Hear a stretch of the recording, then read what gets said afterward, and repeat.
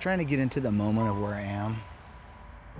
It's easy to get caught up in the hustle and bustle of it all, and I think it's important to stop and just like appreciate where you are. There are places on Earth that speak to us individually in special ways.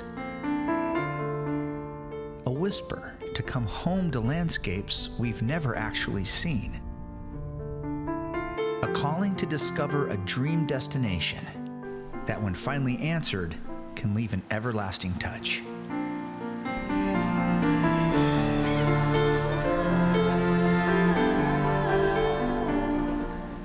After years of wanting to travel here, a long-anticipated road trip begins. Under the stretched shadows and fall colors of an October sky in the Highlands of Scotland.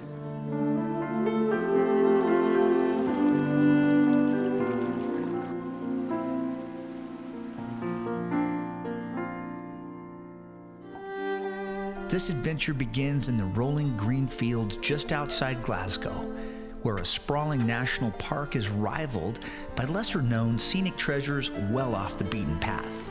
Colors, man. Yeah, we got fall colors. Look at this. Landscape photographer's dream going on right here. Then, a transition into the stark landscapes that are the gateway to the Highlands, the lonely beauty hidden in the hills of Glencoe. It's a rough landscape, it's tough, it's got that rugged beauty to it. We're gonna put the drone up here and try to grab some shots to really capture this place. A place where steady streams, dense forests, and icy lochs lead to historic towns full of Scottish charm. I've wanted to come to the Highlands for, 20 years, 15 years. Oh, yeah. And part one of our Scotland road trip ends on the Isle of Skye, as we venture beyond the popular stops here and explore life in picturesque fishing villages rarely seen. In America, that would have been $100. We got it for $38. And face strong winds that blow through medieval ruins along Skye's rugged shores. This is a tough place to live off the land, and the Highlanders did it effectively. This is the older part of the graveyard right here. These are all mid-1700s right here, and then this is apparently in the 12th century. We knew Scotland would move up high on our favorite places to travel, but we're left amazed at how perfect the Highlands are for this kind of adventure. Dave, feel free to grab the 600 if you need it out of my backpack at any time. A photographic road trip with friends that now share a bond to Scotland we each realize we've always had.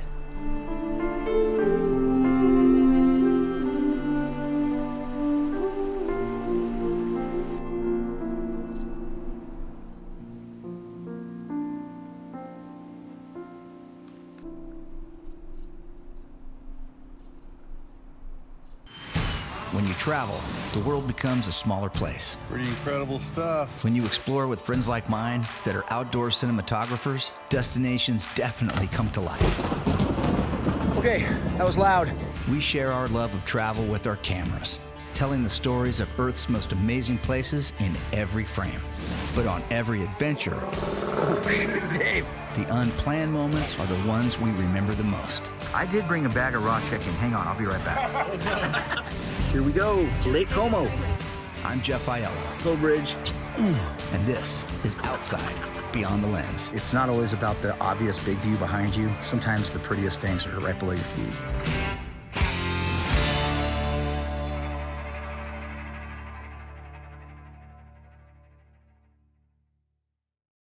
Production funding for Outside Beyond the Lens provided by Visit Fresno County.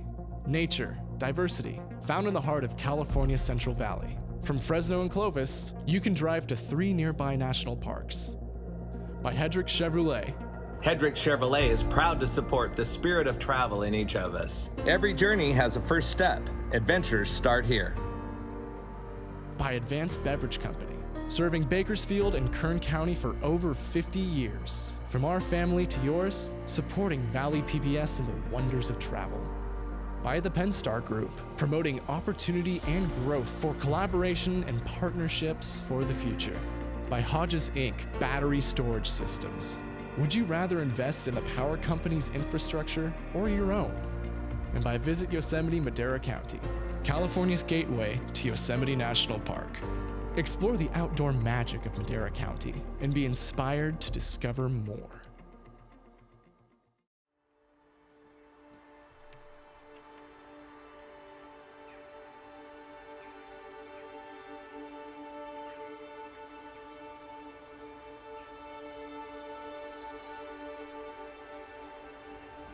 Well, we're on the shores of Loch Lomond. Early morning, clear skies in Scotland. That's not going to happen the rest of this trip, I don't think. But it's beautiful. It's a little chilly out right now. There's people swimming out in the lake or the loch right now, getting their morning swim in. You know, cold water therapy is a thing.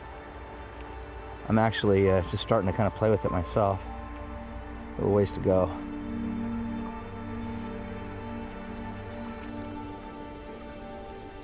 On a crisp October morning, we wake before sunrise to capture the beginning of a new day on an adventure we've all been dreaming of for years. A road trip through the Scottish Highlands. We found a vacation rental home along the shores of Loch Lomond, home to Loch Lomond and the Trossachs National Park, a sprawling landscape at the geographic beginning of the Highlands, and for this morning, a popular spot for locals to take an early morning swim. The water's so cold. Is it? Those guys are just It doesn't even feel warm. You know, like when it's like really cold out and you feel like it's gonna be warmer inside. No, it feels colder in the water still. That's insanely cold.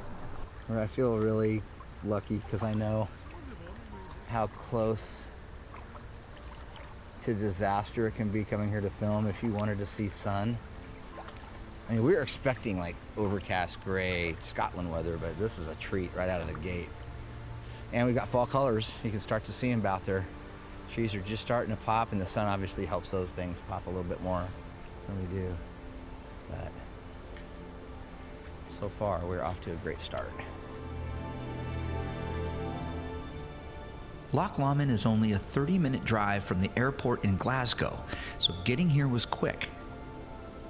This kind of easy first stop for us lets us get our gear up and working and serves as a kind of warm-up to shooting for the day.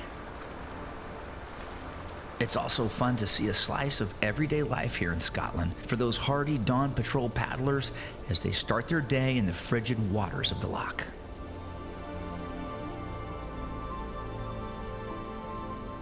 We planned our first day here very loosely, something we call freelance mode.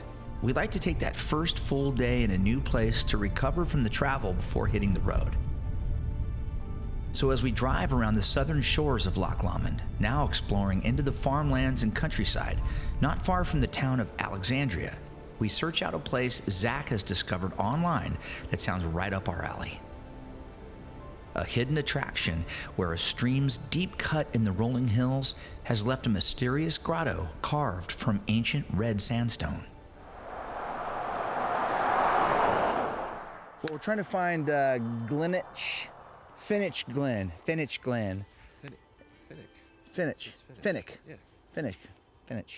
Anyway, we're trying to find this glen. After Zach figured out how to read the map, we found a small parking area at a random intersection and followed the signs and trail into an open field. The trail drops towards a thicket of trees where the sounds of rushing water echo in the cool morning air, and seemingly out of nowhere, a truly remarkable scene unfolds. So we're sitting here at the top of this glen. Yeah, it is way down, way big cut bank here. John's getting some cool shots. Colors. Yeah, we got fall colors. Look at this. Spectacular. I mean, it is Spectacular. awesome, you guys. Oh yeah, see right there, Zach. Oh my god. We're pretty excited right now, as you can tell. Finnick Glen is near the town of Stirlingshire, Scotland, and one of the area's most mysterious hikes. The Carnock Burn has cut a 70-foot deep slot canyon from the sandstone that is now covered in moss and protected by a glen of oak and birch.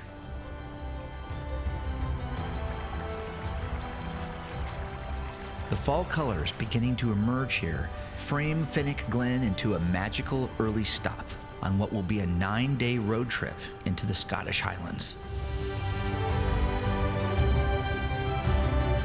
The rest of our first day in Scotland is spent touring the small towns along Loch Lomond's winding shores. A stop for lunch in Balmaha is another perfect place to stroll with cameras, capturing scenes of life in the countryside. The ever-changing weather shaping the moods and beauty of an afternoon in Scotland.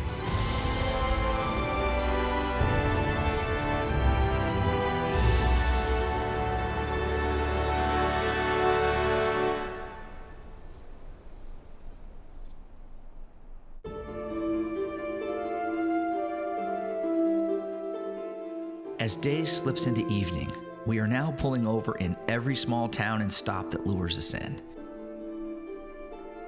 For landscape photography, we knew Scotland would be rich with setups, but it's the nondescript everyday life moments that we're each engaged with now.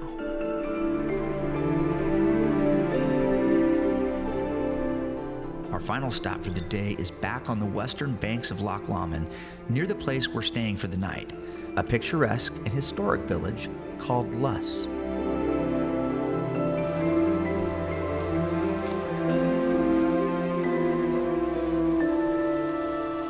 Luss is a popular stop along the A82 highway that leads into the Highlands. Early settlement in Luss dates back to the late 5th century.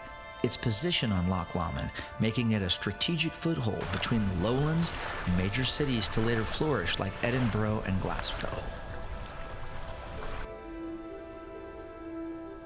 Today, a stroll around a relatively empty village late in the day with light rain moving over the loch.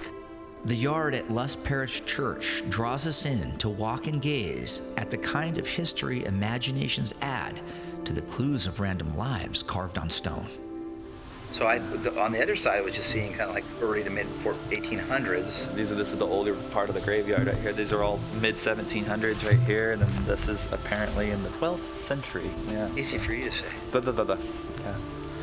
That's pretty amazing. A Viking grave.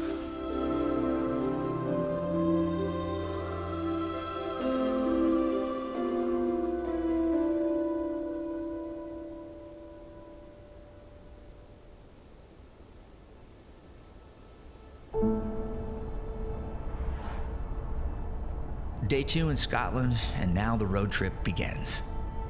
We're headed north where the transition from lowland foothills to the highlands is complete. The climb out of Loch Lomond is a white-knuckle ride, but soon the A82 begins to widen out to resemble a somewhat normal-looking modern highway. And with that change, blood pressure points begin to drop.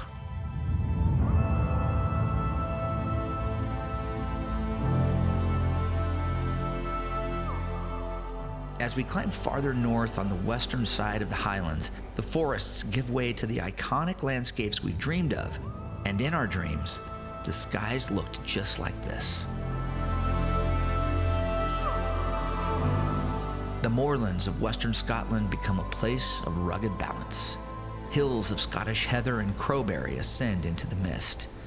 Waterfalls cascade from the clouds, filling streams and brooks year-round. A chill from October winds provide a challenge for those who seek to touch this beauty beyond the comfort of their cars or touring coaches.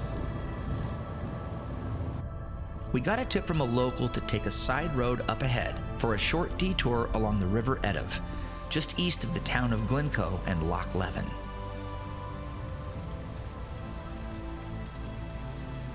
The narrow one-lane road has turnouts every 500 feet or so to allow traffic in both directions to access this deep river valley.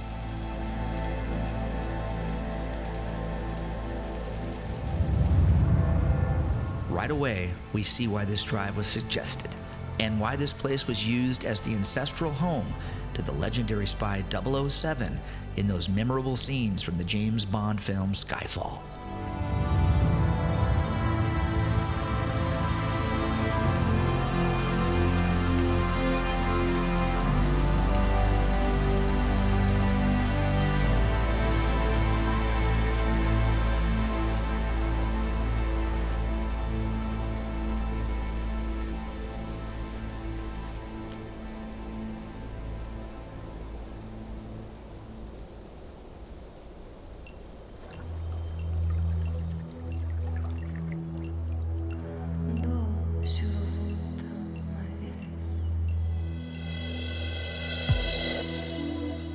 On road trips like this, lots of short stops and time out of the car does the trick for not only documenting the journey as we pass through different landscapes, but it gives us each an opportunity to have a personal interaction with these settings beyond windshield glass.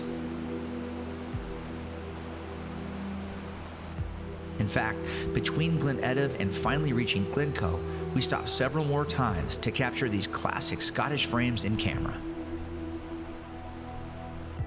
But once reaching Glencoe, Zach has picked out a spot for an extended stop where we can get out and really stretch our legs, walking along the Glencoe Lock-in Trail.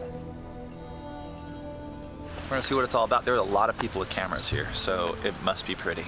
And Zach pulled it out, so it's gonna be pretty. He's been in charge of excursions on this leg of the trip. It's like he does this for a living or something. Yeah, no. To maximize time, we make a plan to split up and enjoy a different part of the hiking trail system here before meeting back at the car. This whole thing is just under 3 miles. Did the whole loop, so I'm just thinking. How about this? How about you do that, and I'll do this, and we should be able to get some cross shooting there that way. We all take off in a different direction, but almost immediately find ourselves together again. All right, so we're back together now after splitting up for 17 feet. Why are we in the yellow now? What? No, this is going to give us a nice woodland hike through a preserved area and a chance for us to get out of the car and actually get our resting heart rate above 50. The Glencoe Lock-in Trail gets you back into a mix of dense woodland and lower moors ecosystems with a variety of trails built for different levels of fitness. The small lake makes for a picturesque backdrop, and trees in the surrounding forest are so thick you almost need a flashlight in the middle of the day to navigate this fairy book setting.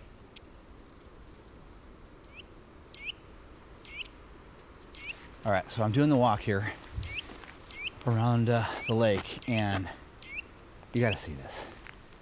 The forest, these trees are so dense. Look at that. Let's go take a look. Okay, the ground is like a carpet. It's so soft with just years of duff and pine needle falling down. But I mean, when you're in here, this is completely, almost completely blocking all of the sunlight or light from above from getting into this super dense forest here. And then you can see, pan back around, see the lake's not far away, but wow, beautiful in here.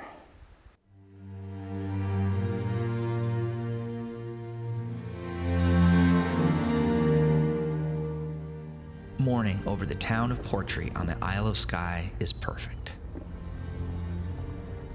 I've long wanted to visit this fishing village on the legendary Scottish island, and I couldn't have asked for a better sunrise as we prepare to spend the day driving the well-known Trotternish Loop around Skye's northwestern peninsula. Portree is considered one of the most beautiful villages in the UK by Condé Nast Traveler and is a popular destination for tourists exploring the Isle of Skye in the Inner Hebrides of Scotland. It sits atop cliffs above the harbor and is the perfect base camp for any Isle of Skye adventure.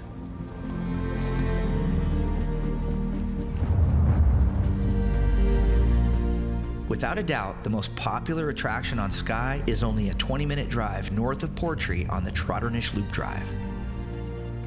Far off in the distance, we get our first look at a formation of rock spires called the Old Man of Storr. Oh, first of all, Johnny, thank you for saving my life and my head today. I underestimated the cold. I brought the wrong hat. So and John's only a guy that has a head almost as big as mine, figuratively and literally. Blue is more moderate. Yeah. Well, I'll go one way, you guys go the other. Oh, no, the blue. Let's go. All right, I'll hit yellow. I'm gonna go blue. I think meet you somewhere in there. Which way am I going? I don't know. You want moderate or strenuous? I'm feeling moderate. Strenuous today. or less strenuous? All right. Jeff and I'll go left. You guys go right. Everything is just how it should be. The steep climb, forcing me to stop and catch my breath, gives me a chance to scan distant horizons and take in all of what makes the Highlands special, and brings clarity to live fully in this moment. Okay, halfway up the quote-unquote moderate route. The Scottish have a different interpretation of moderate and extreme, but it's still pretty doable. I'm not in the best shape of my life right now, but this is a good way to get back. And John's down there behind me working his way up. And Zach and Dave took the hard route straight up toward the Old Man of Store. And it's a beautiful hike so far, and it feels good. Get out of the car and get the blood pumping, get a little sweat, get a little leg burn.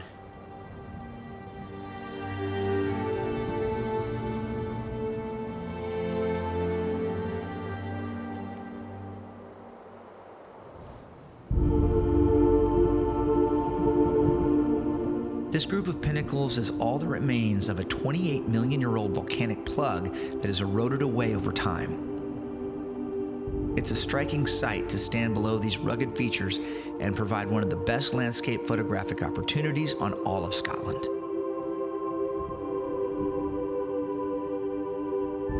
The Trotternish Loop is a drive full of breathtaking features, but surprisingly, most visitors mark this as their turnaround point back to Portree. The popular Kilt Rock and Melf Falls are worthy of a stop, even today when frigid winds off the Sound are slamming into the cliffs, forcing the spray of the falls straight up, a frozen mist making photography and just standing here a challenge.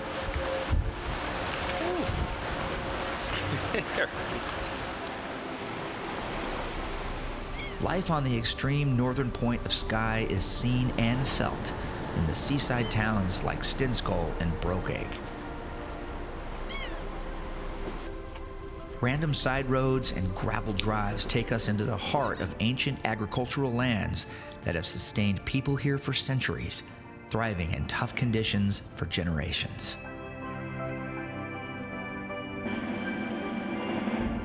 Now on the extreme northwestern tip of the Trotternish Peninsula on the Isle of Skye, with strong winds pounding this side of the drive, we've pulled off to make the short hike to photograph the ruins of Duntulm Castle.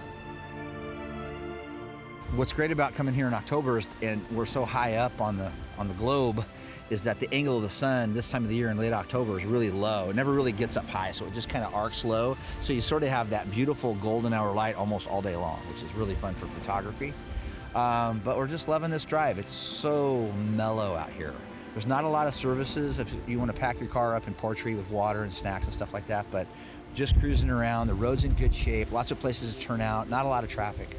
And a beautiful time with good friends, grabbing pictures. That's what we do. Our last stop on the Trotternish Loop before heading back for the night is high above the harborside hamlet of Ewig. Mixing skies and a slowly setting sun cooperate in giving us a gorgeous backdrop to end our day. Ewig is a fishing village home to nearly 500 people scattered across the nearby farmlands and living in coastal cottages.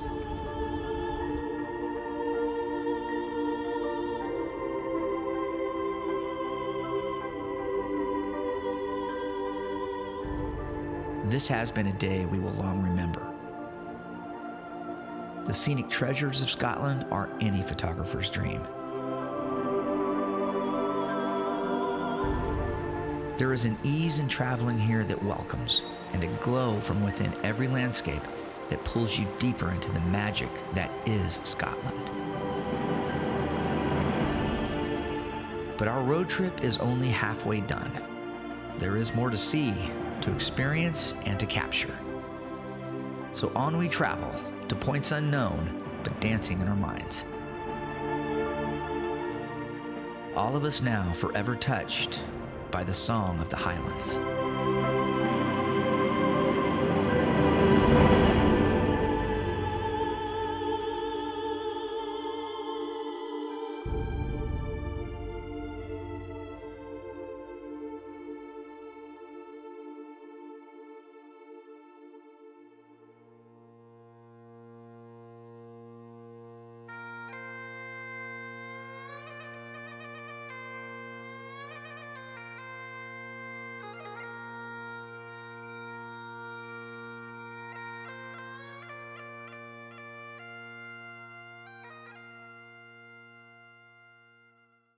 Production funding for Outside Beyond the Lens provided by Visit Fresno County.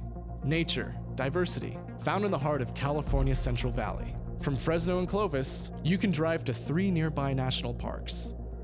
By Hedrick Chevrolet. Hedrick Chevrolet is proud to support the spirit of travel in each of us. Every journey has a first step. Adventures start here. By Advanced Beverage Company, serving Bakersfield and Kern County for over 50 years. From our family to yours, supporting Valley PBS and the wonders of travel. By the Penstar Group, promoting opportunity and growth for collaboration and partnerships for the future. By Hodges Inc. Battery Storage Systems. Would you rather invest in the power company's infrastructure or your own? And by Visit Yosemite Madera County, California's gateway to Yosemite National Park. Explore the outdoor magic of Madera County and be inspired to discover more.